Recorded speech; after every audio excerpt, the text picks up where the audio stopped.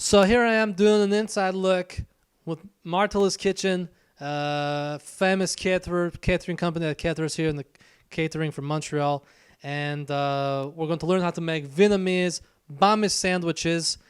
No, it was actually I made lentil spinach soup. You said that was your favorite dish. Yes, but it looks so good, so good. But I actually just had that yesterday for supper. So Okay. you could save it for yourself after. Okay. So I figured maybe we'll just do Vietnamese banh sandwiches. I mentioned that because I was having that for supper tonight with my wife. But Oh, so okay. Boy, I mean, you're still gonna get to eat them. So let's just show them. I think they'll have a better time learning how to make that than that. You know what I mean? yeah, okay, yeah. Yeah. So I guess we'll start with the first steps. So the first thing we'd have to do is obviously cook the pork to make sure it's safe to consume. Correct. We're gonna cook the pork till it's ready. We're ready. We're going to watch you go for it. So if you're ready, we're good. Awesome. So first, we're just gonna spray it. We're gonna spray with some cooking spray. We don't want our meat to stick. That's sometimes a problem, So don't put your meat on the sticks. or else it's gonna stick if you don't use a spray. Yes, that's right. Whoa! Whoa! That's crazy. You can put your meat here. The reason I have the aluminum is just to make sure the wood skewer doesn't burn. You just want your meat to cook there. Okay, so just so we can pick it up hot off the press after. It's not a press, it's a barbecue. Do you spin the porks right around when they're ready to shift? So once one side is cooked, we're going to turn them around, yeah, to get the other side. So leave that on there for a couple more minutes. And as they turn, you can zoom in there on the grill marks. That's what you want. Oh yeah, mark that. Oh, yeah. If sometimes it's stuck for so long, do you ever tell yourself, "Come on, you piece of shit, get off"? No, never. Not really. So this is what it should look like once it's done cooking. You see there's an even crispy caramelization on the meat.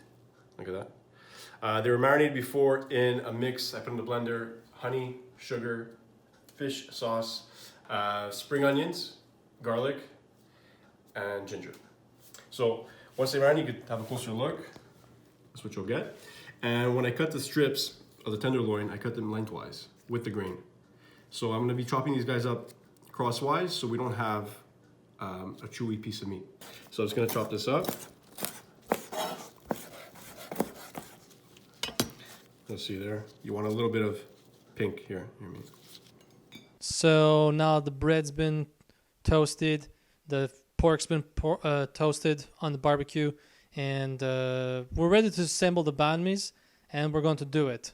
So I'll make the first one. I want to try to make one too after if you can. Yeah, for sure. I'll show you the first one, and then you can make the second one. Perfect. Okay. We'll start with the sriracha. So if you like it more spicy, you can put a lot of sriracha. Really up to you. Sometimes when I have spicy food, it gives me such bad stomach rumbles. Yeah. They call it bubble guts. Never have that? Bubble guts. Bubble guts? Yeah, bubble guts. Your stomach sounds like bubbles. Never had bubble guts before, but yeah, it could burn for sure. Yeah. Okay, so it's just slather. You're gonna slather it on. Yeah, we're gonna put, like I said, sriracha, hoisin sauce. So just slather when you see it. Slather it on the hoisin, the sriracha sauce. Make it hot or not. It's up to you, but slather it. Okay, so now, yeah, I'm taking the knife to. So if you've ever had peanut butters, jams in the morning, you jam on peanut butters, or your put your sauces on your bread. You use. It should sound like this. Next, we're gonna put on our meat. So we're taking the pork that we toasted on the barbecue toasters. We grilled it. Okay, well, the pork that after you grilled. So this is how you make a traditional banh mi sandwich from where you're from, I guess, in Italy, right? It's not familiar, this is a Vietnamese sandwich. It's just something I tried. I want to have my own spin on it. Oh, so you spit on it to make it your own take, and not very high. No, spin, not spit. Spin. Oh, spin. Like your own take on it. Okay, so what's the next step?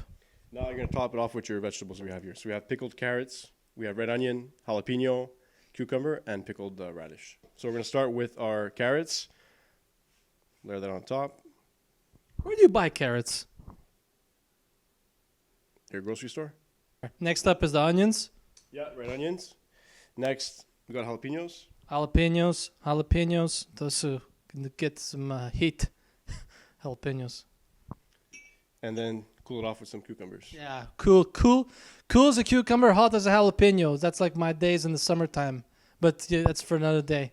This is so well built. So just to ask you one more time, the carrots, you buy them? At a local grocery store. Okay, just to make sure that... I want to make sure all recipes and ingredients are available everywhere. And what are these red things? These are radishes. Radishes that have been pickled in the vinegar. Right, pickles with red. And then you put the bread on top, and then... Oh, do that sound again. Oh, sounds like an angry bear just getting ready to eat it. So good. Oh, could you show it? Yeah. That's a finished bami sandwich. Can I do it? Yeah, of course. All right. Spread. Next step, if I remember correctly, is to slather it with the sauce. Yes. Right? Slathered. Consider it slathered on. Next step, we said, was to grab a fistful of meat. Put all the meat inside your fists. So we're putting meat on this.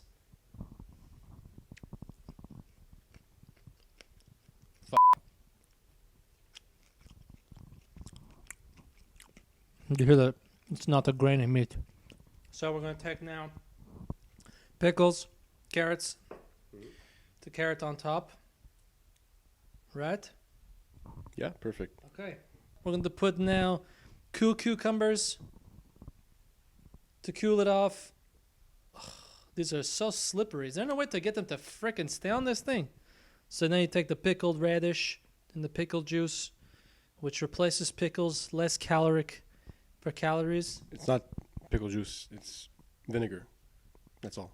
All right, that just sounds confusing because people say pickling.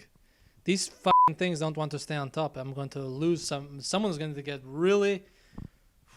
That's great, man. Doing a great job. It's just because I see when they're chefs, they get so mad. I think that's part of it. They're always saying it's like it's part of it, part of the ingredients. A lot of it is for TV, what you see. A lot of, yeah. All right, we'll do the real stuff here. Another thing I heard is that when you're cooking and you have a lot of things left on the side, you can't eat them right now. It's just too much for yourself. So you put them, they're like a... Leftovers. Okay, so you put them in the plate and you cover them really tightly with saran wrap. And then you take a marker and you write the date, today's date on them. And then you take them and you put them straight in the garbage. No. Why would you waste food that way? So we can consider this as a busted myth. It's not real. I've never done that ever. Can you just look there at the camera there and say that the myth is busted if it's in fact busted? Yeah, myth is busted. Yeah. So I finished doing all that. Now it's this part that's slathered, I crush it right down. Yeah, exactly. Right, here we go. 1, 2, 3. Perfect. Look at that. Perfect. Oh yeah. Wow, man. Impressed. There you have a bami sandwich straight from Vienna immediately. So that's what it should look like, basically. Like any other sandwich you've ever had in your entire life. Like you put on some meat proteins in there, some veggies, slather on some sauce, and it looks like a sandwich. I guess, yeah, if you say so. Yeah. Tell me more about Martel's kitchen. It's pronounced Martelli's Kitchen. Yeah, so it's a catering company. I also do some videos on Instagram, just showing people, basically just to get them hungry, get them excited about food, maybe teach them something, have a good laugh, get hungry. So I do different catering events. I do a chef at home services too. We'll come to the house, we'll prepare the meal, we'll serve the meal. Yeah. These are the kinds of things that Martelli does in the kitchen. And I mean, you should book him. He's good. He's has lots of experience, obviously. He can make this bam sandwich. Tell me something. Have you ever done lobster? Yeah, lobster tails, scampi's, oysters. Scamping oysters, lobster tails, fish, Tomahawk steaks, filet mignon. Tommy steaks. homemade pasta, raviolis, stuffed shells, gnocchi, whatever my clients want, I'll make. So That's one of the many benefits of having Steve cook for you guys. And I should probably, to wrap this up, I have to get going because I have to make myself my soups for the week and my lunches. So I want to thank you so much for your time. It was really good. Martelli's Kitchen. thanks for having me. Thank you. Really appreciate it. Okay.